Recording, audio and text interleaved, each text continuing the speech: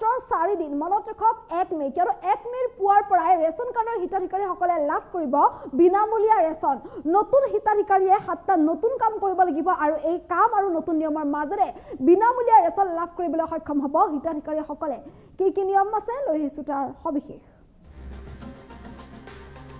হাতত মাত্ৰ 4 দিন 1 মেৰ পুৱাৰে পৰাই আপোনালোকে লাভ কৰিব বিনামূলীয়া ৰেচন কাৰ্ডৰ লাখ লাখ হিতাধিকাৰীৰ বাবে এই মুহূৰ্তত এটা ডাঙৰ খবৰ লৈ আহিছো নতুন হিতাধিকাৰীয়ে কৰিব লাগিব 7টা নতুন কাম আৰু এই 7টা নতুন কামৰ জৰিয়তে আপোনালোকে বিনামূলীয়া ৰেচন লাভ কৰিব অৱশেষত লাখ লাখ দৰিদ্ৰ পৰিয়ালৰ বাবে এই মুহূৰ্তত এটা ভাল খবৰ জনাই আছো নতুন পদ্ধতিৰে ৰেচন সংগ্ৰহ কৰিবলৈ সাজু হওক আপুনি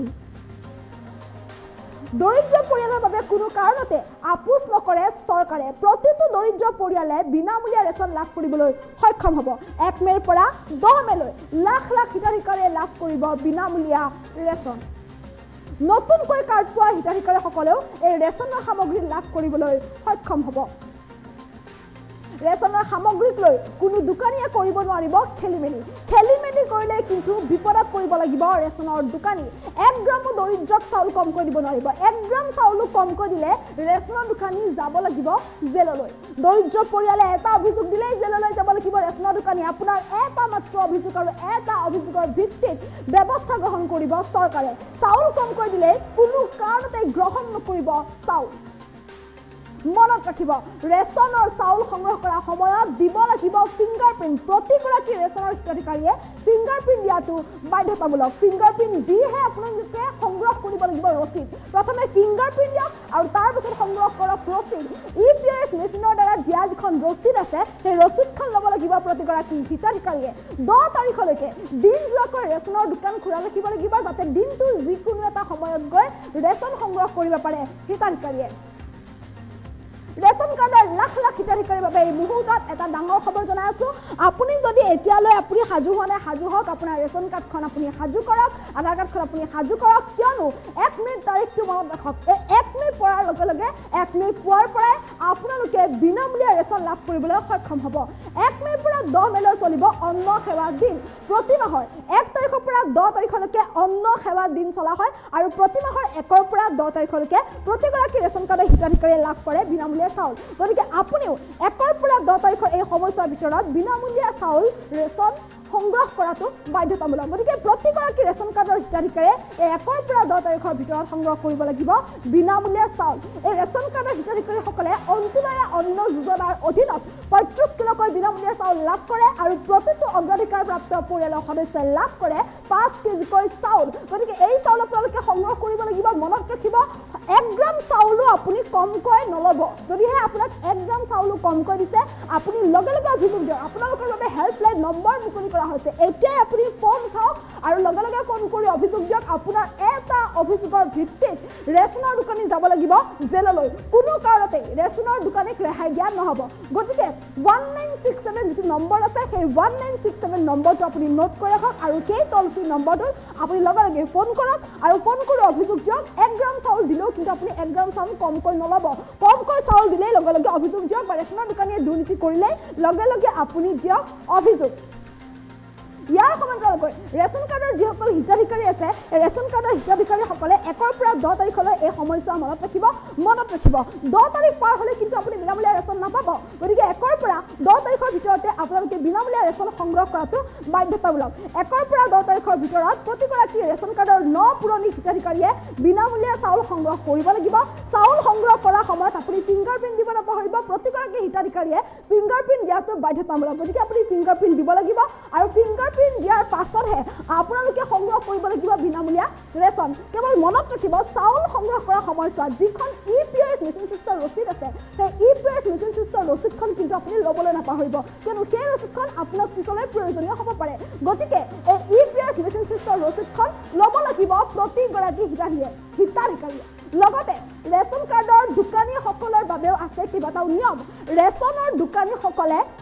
অন্ন সেৱা দিনৰ বিষয়ে প্ৰতিগৰাকী হিতাধিকাৰীক ফোন যোগে অৱগত কৰাব লাগিব আৰু 1ৰ পৰা 10 তাৰিখৰ ভিতৰত বিনামূলীয়া বিনামূলীয়া ৰেচন বিতৰণ কৰি সম্পূৰ্ণৰূপে শেষ কৰিব লাগিব প্ৰতিগৰাকী হিতাধিকাৰীক EPS মেচিন চিষ্টৰ ৰচিদখন দিয়াটো বাধ্যতামূলক ৰেচনৰ দোকানীয়ে আৰু এই সময়ছোৱাত অন্ন খোৱা দিনৰ সময়ছোৱাত ৰেচনৰ দোকানীয়ে দিনজোৰাকৈ দোকান খোলা ৰাখিব লাগিব যাতে দিনটোৰ যিকোনো এটা সময়ত গৈ ৰেচনৰ হিতাধিকাৰীয়ে বিনামূলীয়া ৰেচন সংগ্ৰহ কৰিব পাৰে গতিকে আপুনিও সাজু হওক কেৱল আপুনি মনত ৰাখিব ৰেচন সংগ্ৰহ কৰিবলৈ যাওঁতে আপোনাৰ ৰেচন কাৰ্ডখন লগত নিবলৈ নাপাহৰিব আৰু এইদৰে 1 পৰা 10 তাৰিখৰ ভিতৰত আপোনালোকে বিনামূলীয়া ৰেচন সংগ্ৰহ কৰাটো বাধ্যতামূলক প্ৰতিগৰাকী ৰেচনৰ হিতাধিকাৰীয়ে গতিকে এই সময়ছোৱাত আপোনালোকে ৰেচন সংগ্ৰহ কৰিব লাগিব যিহেতু 1 পৰা 10 মেলৈ চলিব অন্ন সেৱা দিন গতিকে অন্ন সেৱা দিনৰ এই সময়ছোৱাত প্ৰতিগৰাকী ৰেচন কাৰ্ডৰ হিতাধিকাৰীয়ে সংগ্ৰহ কৰিব লাগিব বিনামূলীয়া চাউল গতিকে যিসকলে বিনামূলীয়া চাউল এতিয়ালৈ যিসকলে বিনামূলীয়া চাউল সংগ্ৰহ কৰিব তেওঁলোকে দোকানলৈ যাওঁতে ৰেচন কাৰ্ডখন নিব লাগিব আৰু এইদৰে এই নতুন নিয়মৰ মাজেৰে তেওঁলোকে সংগ্ৰহ কৰিব লাগিব বিনামূলীয়া ৰেচন আপোনালোকে জানে যে কেইদিনমান আগত আমি অন্ন সেৱা সপ্তাহ বা আমাৰ যিটো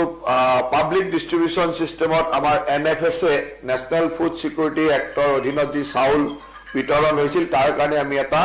দিন নিৰ্ধাৰণ কৰিছিল কাৰণ এই এটা সপ্তাহ নিৰ্ধাৰণ কৰিছিল যে এই সপ্তাহটোৰ ভিতৰতে চাউল ডিস্ট্ৰিবিউচন হ'ব লাগিব এই সপ্তাহটোৰ অকমান হালহলনি কৰা হৈছে আগতে আছিল 10 তাৰিখৰ পৰা 10ৰ পৰা 16 তাৰিখলৈকে 10 তাৰিখৰ পৰা 16 তাৰিখলৈকে অন্ন সেৱা সপ্তাহ হিচাপে অন্ন বিতৰণৰ কথা কোৱা হৈছিল নেশ্যনেল ফুড সিকিউৰিটি এক্ট বা ৰাষ্ট্ৰীয় খাদ্য সুৰক্ষা আইনৰ অধীনত যি বিনামূলীয়া চাউল বিতৰণ কৰা হয় এই চাউল বিতৰণটো সেই সপ্তাহটোত কৰা কথা কোৱা হৈছিল তাক আজিৰ কেবিনেটে অকমান সংশোধনী কৰি 1 তাৰিখৰ পৰা 10 তাৰিখলৈ কৰিছে 10 দিনৰ কাৰণে কৰিছে যে অকমান আগতে 7 দিনৰ আছিল এতিয়া 10 দিনৰ কাৰণে কৰিছে এটো 1 তাৰিখৰ পৰা 10 তাৰিখলৈ প্ৰত্যেক মাহৰ 1 তাৰিখৰ পৰা 10 তাৰিখলৈকে কন্ট্ৰোল দোকানী বা আমাৰ সুলভ মূল্যৰ দোকানীসকলে ৰাইজৰ NFSA উপভোক্তাসকলৰ বিনামূলীয়া চাউল বিতৰণ কৰিব লাগিব 1 তাৰিখৰ পৰা 10 তাৰিখলৈকে যেটো আগতে 10ৰ পৰা 16 আছিল 10ৰ পৰা 16 হলনি 1ৰ পৰা 10 তাৰিখলৈ ভিতৰত বিতৰণ কৰিব লাগিব আৰু তাৰ আগৰ মাহৰ মানে এই মাহৰ বিতৰণৰ কাৰণে প্ৰিভিয়াস আগৰ মাহটোৰ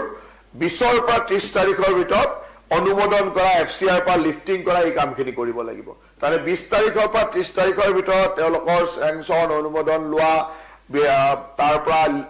FCR পৰা লিফটিং কৰা কামখিনি কৰিব আৰু 1ৰ পৰা 10 তাৰিখলৈ তেওঁলোকে ৰাষ্ট্ৰীয় খাদ্য সুৰক্ষা আইনৰ অধীনত যিসকলে বিনামূলীয়া চাউল পায় তেওঁলোকক এই চাউল বিতৰণ কৰিব লাগিব গতিকে ৰাইজে 1ৰ পৰা 10 তাৰিখলৈকে এই বিনামূলীয়া চাউল পাবলৈ উপলব্ধ হ'ব বিনামূলীয়া চাউল পাব আপোনালোকে জানে যে কেইদিনমান আগত আমি অন্ন সেৱা সপ্তাহ বা আমাৰ যিটো পাব্লিক ডিস্ট্ৰিবিউচন সিস্টেমত আমাৰ NFSA national food security actor অধীনত যি চাউল বিতৰণ হৈছিল তাৰ কাৰণে আমি এটা দিন নিৰ্ধাৰণ কৰিছিল কাৰণ এই এটা সপ্তাহ নিৰ্ধাৰণ কৰিছিল যে এই সপ্তাহটোৰ ভিতৰতে চাউল ডিস্ট্ৰিবিউচন হ'ব লাগিব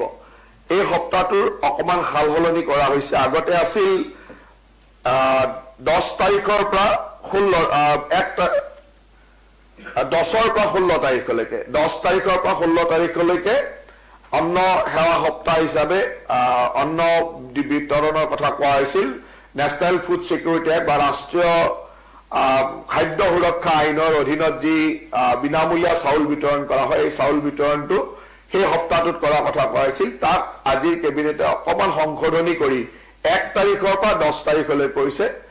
10 দিনৰ কাৰণে কৰিছে যে অকমান আগতে 7 দিনৰ আছিল এতিয়া 10 দিনৰ কাৰণে কৰিছে এটো 1 তাৰিখৰ পৰা 10 তাৰিখলৈ প্ৰত্যেক মাহৰ 1 তাৰিখৰ পৰা 10 তাৰিখলৈকে কন্ট্ৰোল দোকানী বা আমাৰ সুলভ মূল্যৰ দোকানীসকলে ৰাইজৰ NFSA উপভোক্তাসকলৰ